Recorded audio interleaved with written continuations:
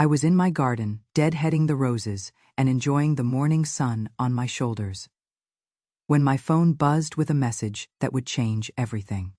At 72, I have learned to read texts slowly, squinting through my reading glasses, but this one made me read it 3 times, just to be sure I understood correctly.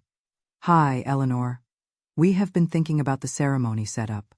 The photographer says that a more cohesive and youthful look would really elevate the vineyard shots. So we think it might be better if you enjoy the celebration from home instead. That way, everything stays polished and consistent. Hope you understand. Tiffany, no signature, no love, not even a proper phone call. Just a cold dismissal from my son, David's 26-year-old bride, to be Tiffany, telling me my 72-year-old face would mess up their precious wedding photos. Before we dive into the story, I would love to hear your story in the comments below if you have ever felt dismissed by family. And if you are finding this relatable, please give it a like and share with anyone who might need to hear this. Your support means everything. I stood there in my garden, dirt under my fingernails, holding that phone like it might explode. My first instinct was to laugh. Surely this was some kind of misunderstanding. But the longer I stared at those words, the heavier my chest felt. The visual flow, like I was a piece of furniture that didn't match their decor. I called David immediately. He answered on the second ring, sounding distracted. Hey, Mom, what is going on? When I mentioned Tiffany's message, his voice shifted. Not surprised, just uncomfortable. Look, Mom, wedding planning has been really stressful for Tiff. She has been working with this photographer for months, and they have a specific vision. So you knew about this? I asked. My voice steadier than I felt. There was a pause long enough to tell me everything. It is her special day, Mom. She just wants everything to feel perfect. I told her you would be understanding about it. I told him I understood. I said it was fine. I even offered to still help coordinate the catering delivery and confirm the florist arrangements, just like I would promised. I smiled through gritted teeth and said, whatever makes your day beautiful, sweetheart. But something inside me cracked. Not just my heart, though that was broken too. I am talking about the deep, cold realization that the child I would raised for 34 years, the one I would sat up with through pneumonia and heartbreak, could be swayed by a woman he would known for 18 months, just because she had aesthetic concerns about his own mother. I wasn't just hurt. I was furious. But I knew better than to show it. Not yet. That evening, I cleaned my entire house in silence, scrubbing baseboards like I could scrub away the shame crawling up my spine. They were getting married at a vineyard estate in Sonoma County. A destination wedding I had helped finance. Not a small contribution either. I would put down the initial deposit for the venue, covered the wine service, and even paid for the string quartet Tiffany insisted would elevate the ambiance. Now here I was, too old and wrinkled to stand in their precious photos, despite bankrolling half their dream wedding. I barely slept that night, lying in bed replaying every interaction from the past year. Every time Tiffany had smiled that tight smile when I offered suggestions for the wedding favors or menu choices. The way she would dismiss my ideas about the flower arrangements with a patronizing, "That is so sweet, Eleanor, but we are going for something more sophisticated." Every moment, David had shrugged and said, "She knows what she wants." Mom, you know how women get about their weddings. I remembered the engagement party I would hosted in my backyard, spending 3 days cleaning and decorating, only to have Tiffany arrive an hour late and immediately suggest we move the celebration indoors, because outdoor parties are so hard to photograph well. I would smiled and moved everything, watching my carefully arranged garden party dismantled, while she directed her friends to take selfies by my grandmother's antique mirror instead. There was the time I would offer to help address wedding invitations, wanting to contribute my calligraphy skills, only to be told they were doing modern digital invites instead. Later, I would see Tiffany posting photos of handwritten invitations on her Instagram. Apparently, my penmanship wasn't quite elegant enough for their aesthetic vision, and the dress shopping trips I was never invited to. Tiffany had specifically asked my sister-in-law Margaret to accompany her instead, explaining that she needed someone with a more contemporary eye for fashion. I would learn about the dress selection through photos posted online, seeing my future daughter-in-law in gown after gown, surrounded by women who weren't me. Maybe I should have seen this coming. Maybe I just didn't want to believe my only child could be this callous, this easily influenced by someone who saw me as an obstacle to their perfect wedding narrative. The next morning, I made coffee in my favorite mug, the one David had given me for Mother's Day 15 years ago, and sat down to think. If they wanted to treat me like a stranger, then maybe I should stop acting like family. But before I could even finish that thought, my phone rang. It was Coastal Luxury Travel, the agency handling their honeymoon arrangements. Mrs. Eleanor Hartwell, the cheerful voice chirped. I am calling about the final payment for the Tuscany villa booking. There seems to be an issue with the credit card on file. Should we try processing the payment again on the card ending in 7,834? My blood went cold. That was my emergency credit card, the one I would given David last year when his transmission failed.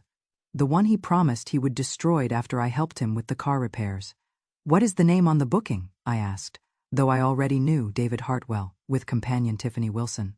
The total for the 3-week stay is $11,400. My hand started shaking. Please don't process anything else. I will call you back shortly. I hung up and immediately checked my online banking. There they were, 4 pending charges from the travel agency. All from the past 2 weeks.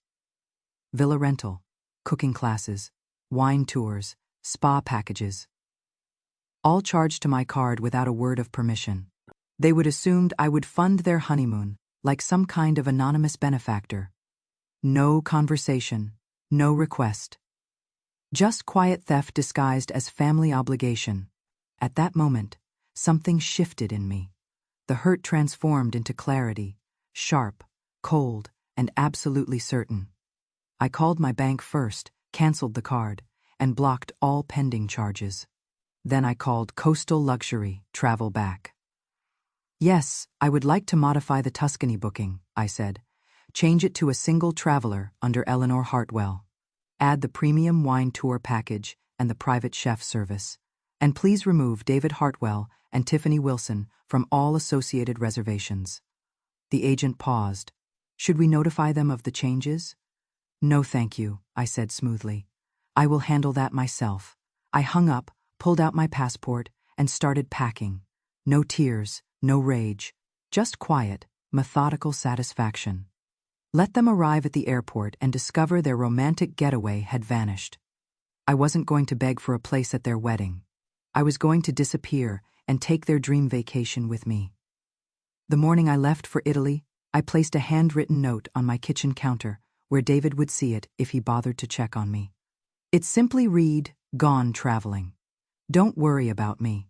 Mom." I took my time at the airport, arrived early, treated myself to a glass of wine in the first-class lounge, and settled into my upgraded seat with a travel magazine and a genuine smile for the first time in weeks. The villa was magnificent. Rolling hills dotted with cypress trees stretched to the horizon. An infinity pool overlooked terraced vineyards, and a kitchen that belonged in a magazine spread dominated the main living area. Marble countertops, professional-grade appliances, and windows that opened onto a terrace where the morning light painted everything golden. I walked through the rooms in my sandals, laughing softly at the absurdity of it all. Here I was, the woman too aesthetically displeasing for their wedding photos, living like royalty in their stolen paradise. The master bedroom had a walk-in closet larger than most apartments, and the bathroom featured a soaking tub carved from a single piece of Carrara marble. But it wasn't the luxury that made me feel good. It was the silence. No one asking me to coordinate vendor deliveries. No one hinting that my outfit choices needed improvement. No one scheduling my time around their convenience. Just me, my favorite books, and the Tuscan sunshine warming my skin. The villa staff treated me like visiting royalty. Maria, the housekeeper, left fresh wildflowers in crystal vases throughout the property each morning. Giuseppe, the groundskeeper, showed me the herb garden and taught me to identify the different varieties of basil growing there. Antonio, who managed the wine cellar, selected a different bottle each evening and explained its history while I sat on the terrace watching the sunset paint the hills in shades of gold and rose. For the first time in months, I felt completely at peace. No wedding stress creating knots in my shoulders, no tiptoeing around Tiffany's increasingly volatile moods as the big day approached. No pretending to be grateful for scraps of my own son's attention when he could spare moments between coordinating flowers and finalizing seating charts. Just me, my comfortable clothes, and the gentle rhythm of Italian countryside life.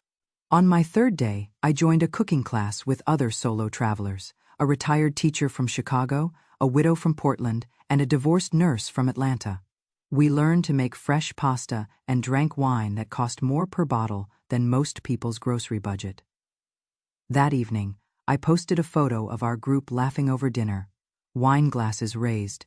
The caption was simple: "Age brings wisdom, freedom, and better taste in wine." Within hours, the photo had dozens of likes from friends and distant relatives. A few people commented asking if I was in Italy for David and Tiffany's honeymoon. I didn't respond directly, just hearted their comments and let curiosity do the rest. By the next morning, Tiffany had apparently deleted half her social media posts, and my phone was buzzing with calls from unknown numbers. I let them all go to voicemail. On my fifth day, the villa concierge knocked gently on my door. "Signora Hartwell, forgive the intrusion, but there are 2 young Americans at the front desk. They claim there has been a mistake with the reservation." I sipped my morning espresso and asked, "Are they registered guests?" "No, Signora. Their names are not on any current booking." "Then please ask them to leave the property. If they return, contact security." She nodded and walked away with a small smile. Italians, I would learned, appreciate a woman who knows her own mind. That should have been the end of it. But David doesn't give up easily. That evening, he managed to get through to the villa's main line, probably after calling dozens of hotels and resorts until he found the right one. "Mom," his voice was tight, with barely controlled anger. "What the hell do you think you are doing? We showed up at the villa and they told us the reservation was canceled." Tiffany was humiliated in front of the entire staff. There were other guests in the lobby when they explained we had no booking. Tiffany started crying right there in front of everyone. I let him finish his rant before responding calmly. "Did you think I wouldn't notice you using my credit card?" Silence stretched across the international connection. We thought. His voice was smaller now, like a child caught stealing cookies. "We thought you wouldn't mind. You weren't using that card much anyway, and we checked your account. There was plenty of available credit. Tiffany found it in your desk drawer when she borrowed your laptop to print boarding passes. We just needed it for the deposits until the wedding gifts came in." "David," I said slowly, making sure he heard every word, "that is identity theft. You used my name, my credit, my money. You forged my signature on booking documents. And then Tiffany told me not to come to your wedding because my face would ruin her aesthetic vision." He tried to backtrack, his voice taking on that wheedling tone he would used as a teenager when caught breaking curfew. "It wasn't like that, Mom. She was just stressed about the photographer. He is this really important guy who is shot for magazines, and Tiffany's trying to build her brand after the wedding. We were planning to do a family ceremony later, something more intimate where you could be in all the pictures. You are telling me I imagined that text message, a more cohesive and youthful look, would really elevate the vineyard shots? It might be better if you enjoy the celebration from home." She was just venting to me, and I guess she sent it without thinking it through. She didn't mean for it to sound so harsh. She was having a panic attack about the timeline, and the photographer had just called with new requirements about the background aesthetics. I let the silence stretch across the ocean between us, listening to the distant sound of Italian church bells and his increasingly panicked breathing on the other end of the line. Then I said quietly, "David, you and Tiffany chose to play a game you weren't prepared to lose. You tried to exclude me from my own son's wedding while stealing my money to fund your vacation. You thought I would just accept it quietly. We were going to pay you back," he said desperately. "We weren't trying to scam you. Then why didn't you ask? Why hide it?" He hesitated, and when he spoke again, his voice cracked slightly. "We didn't think you would say yes to the full amount." And there it was, the truth. They didn't respect me enough to include me, but they felt entitled enough to steal from me. Enjoy your marriage, David, I said. I am going to enjoy the honeymoon. I blocked his number and Tiffany's, then went back to my wine and the sunset view from my terrace. I stayed in Italy for 2 more weeks, every day more glorious than the last. I took a private tour of Florentine art galleries, learned to paint watercolors in a hill town near Siena, and spent an entire afternoon reading in a monastery garden where the only sounds were bees and distant church bells. The woman who had been deemed too unsightly for wedding photos was being treated like a treasured guest everywhere I went. The villa staff brought me fresh flowers daily. The local restaurant owners remembered my name and saved me the best table. I felt valued, visible, and completely content. On my last night, I wore the navy silk dress I would originally bought for the wedding. The one Tiffany had hinted was too formal for their casual vineyard vibe. I had dinner alone on my terrace, 3 courses with wine pairings, watching the sun set over the valley. I wasn't lonely, I was liberated. When I returned home, my mailbox was overflowing, and my phone had 47 voicemails. Word had spread through our extended family about the Italy trip and the wedding situation. Some relatives were confused, some were angry, and others were quietly cheering me on. But one message stood out. It was from my bank's fraud department. Mrs. Hartwell, we are following up on your report regarding unauthorized use of your credit card.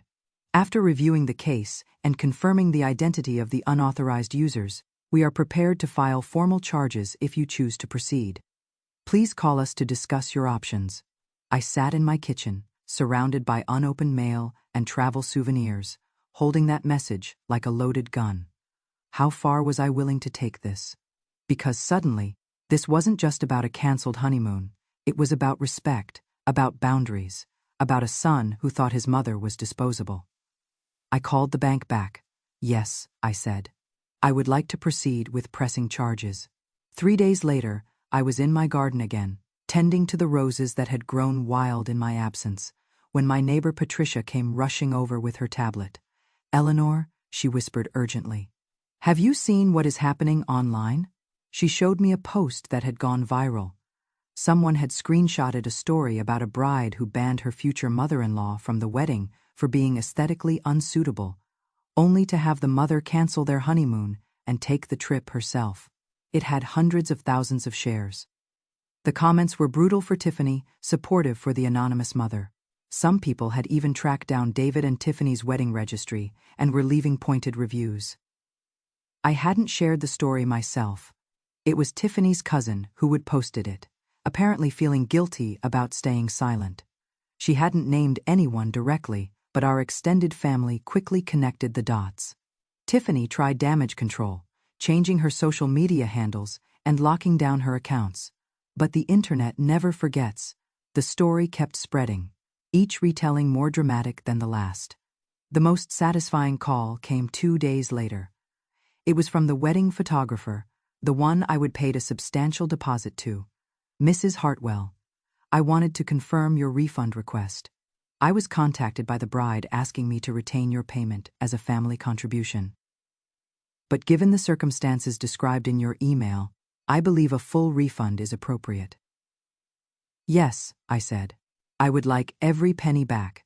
The contract was breached when they removed family members from the event without notice. Understood, the full amount will be processed today. That afternoon, every vendor I would prepaid began calling to confirm refunds. The florist, the caterer, even the string quartet. Word had gotten out about how I would been treated, and suddenly everyone wanted to distance themselves from the happy couple. But I wasn't done. Something deeper was bothering me, a nagging feeling that there was more to uncover. I started going through my email history methodically, looking at every vendor communication from the past year. I printed everything out, organized it by date, and started cross-referencing charges with my bank statements. What I found made my stomach turn and my hands shake with rage. Tiffany had been systematically adding charges to my deposits without telling me. Upgraded linens from standard ivory to champagne silk, an extra $400. Premium alcohol package, instead of the basic wine service, another $800. Additional photography hours for extended golden hour coverage, $600 more. Each charge had been submitted with vendor invoices I would never seen, using my payment information from previous legitimate transactions. Tiffany had apparently saved my credit card details from the first deposit and had been incrementally increasing every service without my knowledge or consent. The florist invoice showed I would been charged for premium seasonal arrangements instead of the simple bouquets we would originally discussed. The caterer had billed me for dietary accommodation surcharges for gluten-free and vegan options. Tiffany had requested for her lifestyle blogger friends. Even the string quartet had an additional fee for custom repertoire consultation. Apparently they would needed to learn specific songs for Tiffany's social media videos. My total contributions weren't just the major items I would known about. The venue deposit, basic catering, standard photography package. She would manage to squeeze an additional $8,000 out of my accounts through tiny surcharges and upgraded packages that were automatically billed to my information on file. Each individual charge was small enough to slip under my radar, but together they represented systematic financial manipulation. I made an appointment with a lawyer that same day, walking into his downtown office with a manila folder, thick with evidence and a determination I hadn't felt in decades. He reviewed every charge, every email, and most importantly, the prenuptial agreement I would insisted David and Tiffany sign. The one that included a clause about financial misconduct during engagement, affecting the validity of wedding gifts. "You are completely protected," he said. "If they engaged in deceptive financial practices before the marriage, and if funds were obtained through fraud or misrepresentation, this prenup makes the entire gift structure voidable. You can demand full repayment and possibly damages." I signed the paperwork that afternoon. That evening, I decided it was time to let the family know exactly what had happened.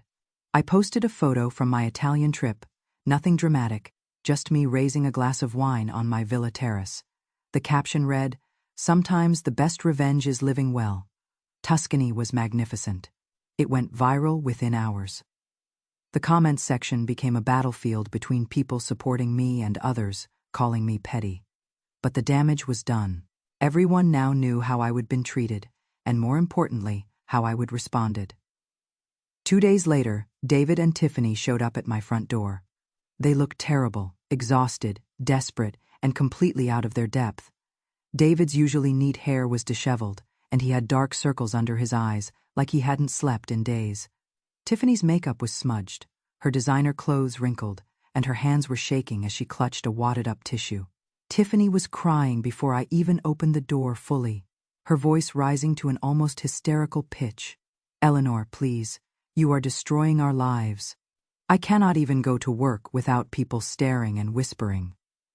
My boss pulled me aside yesterday to ask if I was having personal problems that might affect my performance. Please just tell us what you want." David stepped forward, trying to position himself between us like he was mediating a business dispute rather than a family crisis.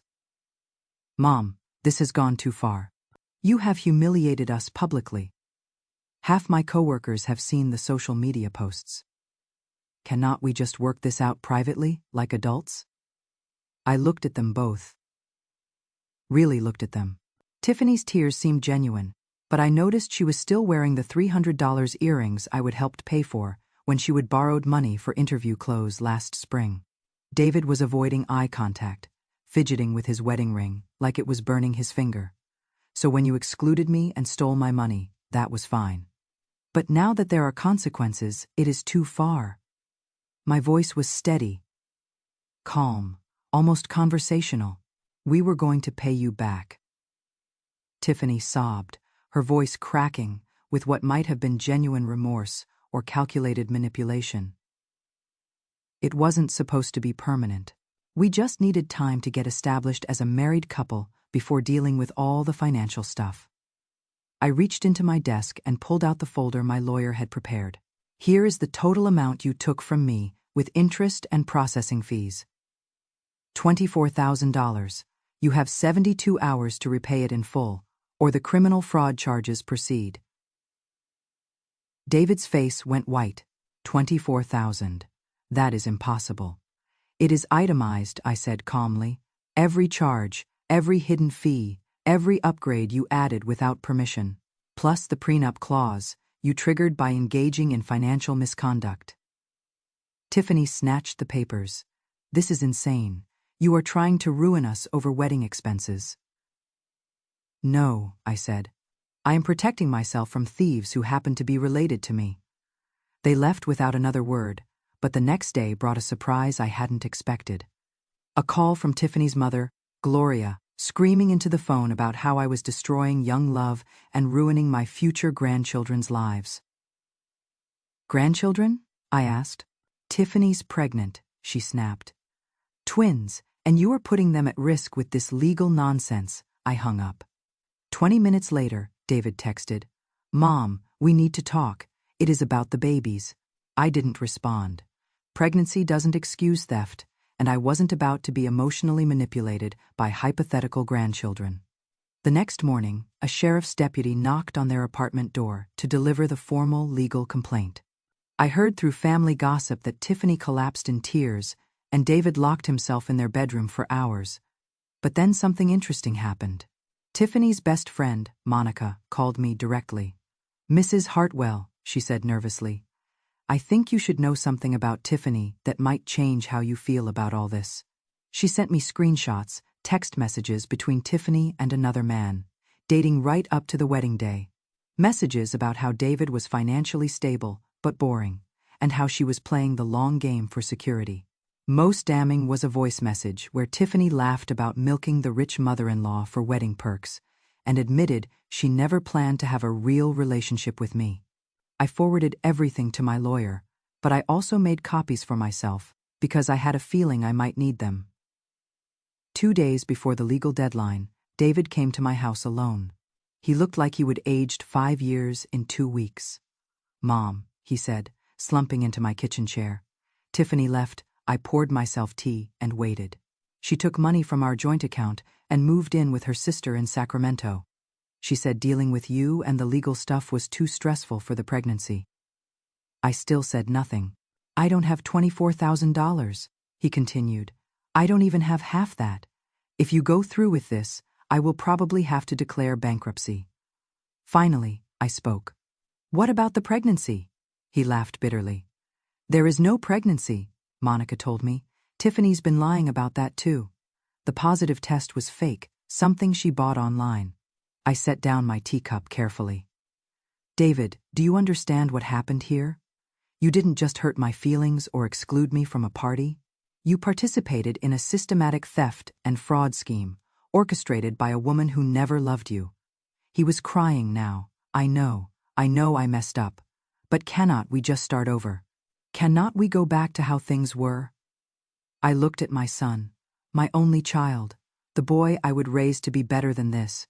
David, you chose her over me when she demanded I be excluded from your wedding. You chose her again when you helped her steal my money. You chose her every single time until she left you with consequences you couldn't handle. I was stupid, he whispered. I just wanted her to be happy. And what about my happiness? Did that ever matter to you? He couldn't answer, because we both knew the truth. I reached across the table and took his hand. I am dropping the criminal charges, not because you deserve it, but because I am tired of carrying this anger. But the civil repayment stands. You owe me that money, and you will pay it back on a schedule we both agree to. He nodded desperately. Yes, whatever you want. And David, I squeezed his hand. When you are ready to have a real conversation about respect and boundaries, I will be here, but I am not going back to being your convenient ATM or Tiffany's punching bag.